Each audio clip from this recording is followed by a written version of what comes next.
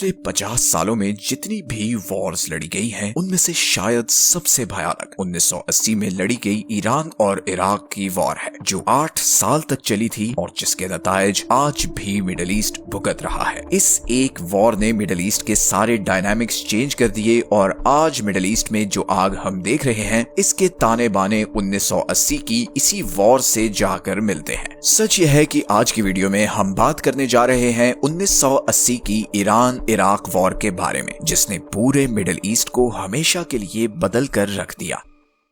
ये है year 1979। Iran में इस वक्त एक जबरदस्त रेवोल्यूशन चल रही है। लाखों की तादाद में लोग सड़कों पर प्रोटेस्ट कर रहे हैं। वो पिछले 26 सालों से ईरान पर हुकूमत करने वाले शाह को हटाकर एक इस्लामिक लीडर आयतुल्लाह खुमैनी को लाना चाहते हैं। ईरानी लोग शाह को अमेरिका और वेस्टर्न पावर्स का वफादार समझते हैं, क्योंकि 1953 में यूएसए और यूके ने उस वक्त के डेमोक्रेटिकली इलेक्टेड ईरानी प्राइम मिनिस्टर के खिलाफ कू करवाकर मोहम्मद रजा पहलवी को ईरान का किंग बनाया था। ये प्रोटेस्ट्स इतनी शिद्दत पकड़ते हैं कि आखिरकार 11 फरवरी 1989 को शाह ऑफ ईरान का तख्ता उलट दिया जाता है और आयतुल्लाह खुमैनी बनते हैं ईरान के नए लीडर। ईरान की इस नई रजीम को शिया मुस्लिम्स लीड कर रहे हैं और वो सारी वेस्टर्न पावर्स के बहुत खिलाफ हैं। हजारों मील दूर अमेरिका ये सब कुछ बहुत शौक में देख रहा है। मिडिल ईस्ट में उसका सबसे पुराना दोस्त अब उसका दुश्मन बन चुका है। लेकिन शौक में सिर्फ अमेरिका ही नहीं, बल्कि और भी बहुत से कंट्रीज हैं। ईरान ने पड़ोसी अरब कंट्रीज जैसे कि सऊदी अरब, लेबनान, कुवैत और इराक तक रेडियो ब्रॉडकास्ट्स करनी शुरू की और वहां के लोगों को भी पंप करना शुरू किया कि वो भी इनकलाब के लिए सड़कों पर निकलें। इन सब अरब कंट्रीज को ये चीज बिल्कुल पसंद नहीं आई। सऊदी किंग को डर है कि कहीं ईरान जैसी रेवोल्यूशन इधर आ गई तो शाह ऑफ ईरान की तरह उसका तख्ता भी उलट सकता है। इधर इराक में सद्दाम हुसैन को डर है कि ईरानी इनकलाब को देखते हुए कहीं इराक की शिया मेजॉरिटी आबादी भी उसके खिलाफ ना उठ खड़ी हो। लेकिन यहाँ पर सद्दाम हुसैन को एक अपॉर्चुनिटी भी नजर आ रही है। असल में पिछले कई सालों से इराक और ईरान इस बॉर्डर पर लड़ते आए हैं। ये बॉर्डर बहुत ही इंपॉर्टेंट एक्सेस पॉइंट है, क्योंकि यहीं से दोनों मुल्क अपना तेल बाकी दुनिया को एक्सपोर्ट करते हैं। 1975 में इन दोनों कंट्रीज के बीच एक ट्रीटी हुई थी, जिसके बाद इराक को इस बॉर्डर का कंट्रोल ईरान को देना पड़ा। सद्दाम इस ट्रीटी से बिल्कुल भी खुश नहीं था। वो चाहता था कि किसी भी तरह ईरान से ये एरिया वापस ले। और अब ईरानियन रेवोल्यूशन के बाद उसे एक अपॉर्चुनिटी नजर आ रही थी, बिकॉज इस रेवोल्यूशन ने पूरे ईरान को हिलाकर रख दिया था। ईरानी आर्मी, जिसको कभी अमेरिका फंड करता था, अब बहुत वीक हो चुकी थी, बिकॉज उसके ज्यादातर कमांडर्स या तो जेल में थे या फिर वो फांसी लग चुके थे और बाकी आर्मी बच जाने वाले शाह के सपोर्टर्स से लड़ रही थी। सद्दाम को लग रहा था कि ये परफेक्ट मौका है कि ईरान पर अटैक करके इन सारे ऑयल रिच एरियाज को वापस इराक में शामिल किया जाए। सद्दाम को ये भी लगता था कि अगर वो ईरान पर अटैक करते हैं तो पूरा अरब उनको सपोर्ट करेगा और वो एक तरह से पूरे अरब के लीडर बन जाएंगे। इसी माइंडसेट के साथ 1980 में सद्दाम 10,000 इराकी फौजियों के साथ ईरान पर अटैक करने का प्लान करता है। और अब जिस चीज की शुरुआत होने वाली है वो सिर्फ एक वॉर नहीं, बल्कि ऐसे जियोपॉलिटिकल डायनामिक्स हैं जो अगले 40 साल तक मिडिल ईस्ट का नक्शा बदलने वाले हैं। 22 दिसंबर 1980 को Iraqi air force Iranian air bases पर सरप्राइज अटैक करती हैं और दूसरी ही तरफ 10,000 इराकी फौजी बसरा क्रॉस करके सदरन ईरान में एंटर होते हैं। दूसरी तरफ ईरान के पास अभी भी लेटेस्ट टेक्नोलॉजी के वो फाइटर जेट्स हैं जो अमेरिका ने शाह ऑफ ईरान को दिए थे। ईरानी एयरफोर्स भी जवाब में इराकी ऑयल फील्ड्स पर बम्बार्डमेंट करती है। इस वॉर के असरात पूरे रीजन में फैलना शुरू होते हैं और कई फॉरेन प्लेयर्स भी इस वॉर में टपक पड़ते हैं। सबसे पहले एंट्री होती है इसराइल की। इसराइल चाहता है कि ये दोनों मुल्क आपस में लड़ते रहें, क्योंकि दोनों ही उसके अगेंस्ट हैं, मगर इसराइल को ज्यादा खतरा इराक से है। इसीलिए इसराइल सीक्रेटली ईरान को हथियार सप्लाई करता है। हालांकि इसराइल और ईरान के बीच ईरानी रेवोल्यूशन के बाद से रिलेशंस बहुत हॉस्टाइल हो चुके हैं, बट वो कहते हैं ना, the enemy of my enemy is my friend. दूसरी तरफ सऊदी अरब और कुवैत इराक को बिलियंस ऑफ डॉलर्स की फंडिंग कर रहे हैं। उनके लिए सबसे बड़ा खतरा इस वक्त ईरानी रेवोल्यूशन है और वो किसी भी तरह ईरानी शिया रजीम को कुचलना चाहते हैं। ईस्टर्न साइड पर चाइना भी बहुत गौर से इस वॉर को ऑब्जर्व कर रहा है। चाइना ने ऐलान तो यही किया था कि वो न्यूट्रल रहेगा, मगर वो दोनों ही कंट्रीज को हथियार सप्लाई कर रहा है और आगे चलकर वो ईरान का सबसे बड़ा वेपन सप्लायर बनने वाला है। अगले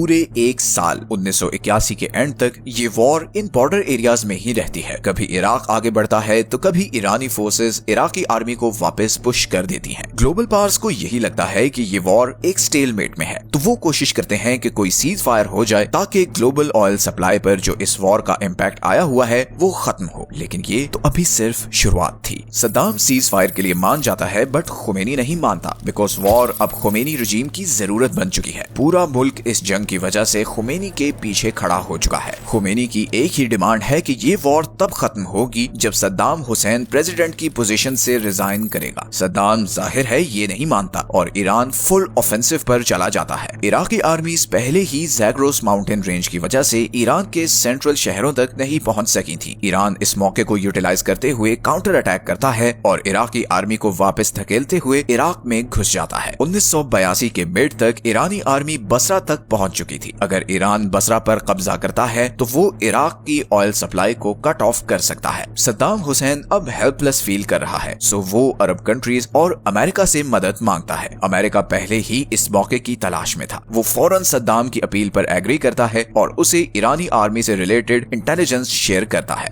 अब यहीं पर इस वॉर में एक और प्लेयर की भी एंट्री होती है और वो है सोवियत यूनियन। सोवियत यूनियन इस वक्त अफगानिस्तान के साथ वॉर में है और वहां पर तालिबान रेवोल्यूशन को कुचलना चाहता है। ऐसे में ईरान की शिया रेवोल्यूशन उसके लिए एक और खतरा बन सकती है। इसीलिए सोवियत यूनियन भी इराक को हथियार सप्लाई करना शुरू करता है। दुनिया की दो सुपर पावर्स जिनकी आपस में कोल्ड वॉर चल रही है वो एक ही कंट्री को सपोर्ट कर रहे हैं। बसरा के करीब लड़ाई में बहुत शिद्दत आ चुकी है। इराकी आर्मीज बसरा के इर्द गिर्द माइंस बिछा देती हैं जिससे हजारों ईरानी फौजी मारे जाते हैं। ईरान बसरा तो नहीं ले पाता मगर इस लड़ाई ने सद्दाम हुसैन की पोजीशन बहुत वीक कर दी है और यहीं पर एंट्री होती है इराक के नॉर्थ में रहने वाले कुर्दिश लोगों की। कुर्द इराक के नॉर्थ में रहने वाला एक माइनॉरिटी ग्रुप है जिन्हें कई सालों से सद्दाम हुसैन की गवर्नमेंट दबाती आई है। इस वॉर में उन्हें सद्दाम हुसैन से छुटकारा पाने की एक अपॉर्चुनिटी नजर आ रही है। इसी मौके का फायदा उठाते हुए कुर्दिश लोगों ने इराकी आर्मी के खिलाफ बगावत कर दी और ईरान ने भी उन्हें सपोर्ट भेजना शुरू कर दी। तो अब सद्दाम की आर्मी नॉर्थ में कुर्द और ईस्टर्न साइड पर ईरानी आर्मी से लड़ रही थी। अब साल था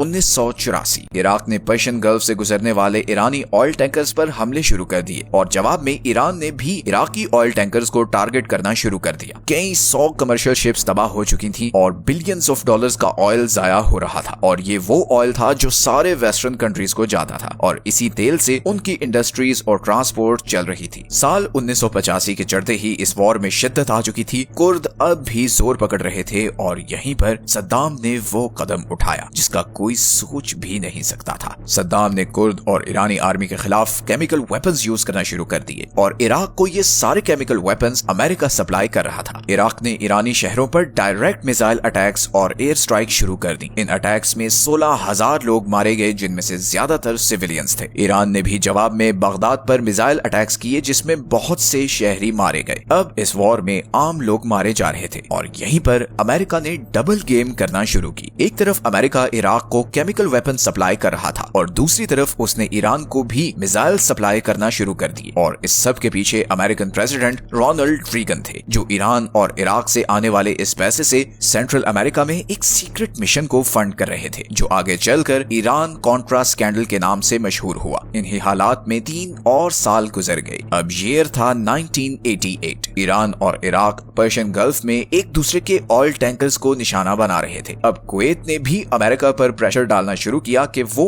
उसके ऑयल टैंकर्स को ईरानी मिसाइल अटैक से बचाए और इस रिक्वेस्ट के जवाब में अमेरिका ने पर्शियन गल्फ में अपने बहरी बेड़े खड़े कर दिए। अभी इधर ये मामला चल ही रहा था कि नॉर्थन साइड पर ईरानी आर्मी और कुर्दिश फाइटर्स ने मिलकर इराकी शहर हलबजा पर कब्जा कर लिया, मगर इसके जवाब में इराकी आर्मी ने इस पूरे शहर पर केमिकल बॉम्बिंग शुरू कर दी। और सिर्फ इस शहर पर ही नहीं, इराकी आर्मी ने आसपास के सारे कुर्दिश एरियाज पर भी अंधाधुंध बॉम्बिंग शुरू कर दी। ये इस कदर शदीद अटैक था कि 50,000 से 1 लाख के करीब लोग मारे गए, जिसमें से 90% सिविलियंस थे। इन अटैक से ईरान में भी खौफ फैल गया कि कहीं इराकी आर्मी ईरानी शहरों पर भी ऐसी केमिकल बम्बार्डमेंट न शुरू कर दे। आयतुल्लाह खुमैनी पर अब बहुत प्रेशर आ चुका था कि ये वॉर खत्म की जाए क्योंकि ईरानी इकोनॉमी भी बुरी तरह बर्बाद हो चुकी थी। 8 साल गुजर चुके थे और 10 लाख के करीब लोग मारे जा चुके थे। दोनों कंट्रीज की इकोनॉमीज तबाह हो चुकी थी। यूनाइटेड नेशंस ने दोनों कंट्रीज पर सीज फायर के लिए दबाव दबाव डालना शुरू किया। ऐसे में 1988 में एक अमेरिकन शिप ने एक ईरानी पैसेंजर एयरप्लेन को मिसाइल से उड़ा दिया। इस एयरप्लेन में 290 पैसेंजर्स थे। अमेरिकन एडमिनिस्ट्रेशन ने प्रेस रिलीज जारी किया कि इट वाज अ मिस्टेक और अमेरिकन शिप ने गलती से ये जहाज गिरा दिया था। प्रेसिडेंट रीगन ने मरने वाले पैसेंजर की फैमिली से माफी मांगी और उन्हें कॉम्पनसेशन पे की, मगर फिर कुछ ही अरसे बाद अमेरिका ने उसी शिप के कैप्टन को मेडल भी दिया, जिससे ईरान को महसूस हुआ कि ये अटैक गलती नहीं बल्कि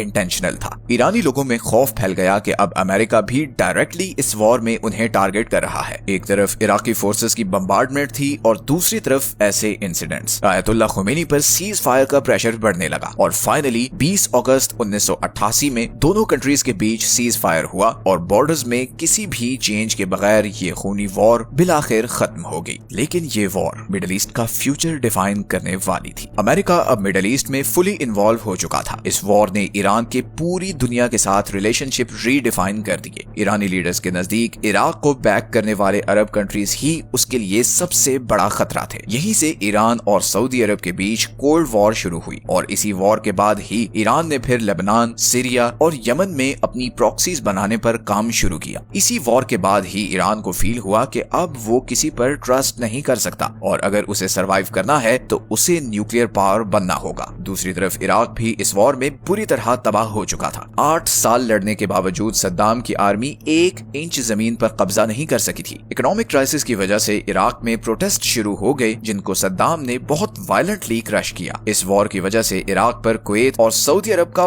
बहुत लोन चढ़ चुका था। सद्दाम को इस चीज पर गुस्सा था कि सऊदी अरब और कुवैत जो उसे ईरान के खिलाफ उकसा रहे थे, उसे सपोर्ट कर रहे थे, वो अब उस सारी सपोर्ट को एज अ लोन ट्रीट कर रहे थे। इसी गुस्से में सद्दाम ने कुवैत पर अटैक कर दिया और यहीं पर इराक के सो कॉल्ड दोस्त अमेरिका ने पलटी मार दी। अमेरिका ने कुवैत का साथ दिया और इराकी फोर्सेस को कुवैती आर्मी के साथ मिलकर शिकस्त दी। और सिर्फ यही नहीं, अमेरिका ने सद्दाम को वॉर क्रिमिनल भी डिक्लेयर कर दिया। वही सद्दाम जिसे अमेरिका ईरान के खिलाफ हीरो बनाकर पेश कर रहा था। और फिर कुछ ही साल बाद 2003 में अमेरिका ने केमिकल वेपन्स की तलाश में इराक पर अटैक कर दिया। वही केमिकल वेपन्स जिनका रॉ मटेरियल अमेरिका खुद इराक को सप्लाई करता था। और सरप्राइजिंगली इराक को पूरी तरह बर्बाद करने के बावजूद अमेरिकन फोर्सेस को इराक में कोई केमिकल वेपन्स नहीं मिले। ईरान इराक वॉर हमें जियोपॉलिटिक्स से रिलेटेड एक बहुत ही जरूरी रियलिटी चेक देती है। अगर चंद लोगों की ईगो सेटिस्फाई होने, उनका फायदा होने में हजारों बल्कि लाखों लोगों की जान भी चली जाए तो ऊपर बैठे लोगों को कोई फर्क नहीं पड़ता। इस वॉर से एक और चीज ये भी पता चलती है कि जब भी 2 कंट्रीज आपस में लड़ते हैं, उसके पीछे किसी तीसरी पावर का हाथ जरूर होता है। वो पावर या तो बाहर की कोई कंट्रीज होंगे जो खुद डायरेक्टली जंग नहीं लड़ना चाहते, या फिर कोई हथियार बेचने वाली कंपनीज होंगी। आज दुनिया में जो भी वॉर चल रही हैं, उनकी एक्चुअल वजह को अगर आप ट्रेस करें तो वो आपको 1940s और 50s में जाकर मिलेंगी, जब अमेरिका और ब्रिटेन वर्ल्ड वॉर 2 के बाद न्यू वर्ल्ड ऑर्डर डिफाइन कर रहे थे। These are all the sources we consulted for this video। मिलते हैं नेक्स्ट वीडियो में एक और इंटरेस्टिंग टॉपिक के साथ। तब तक के लिए अपना ख्याल रखें। अल्लाह हाफिज।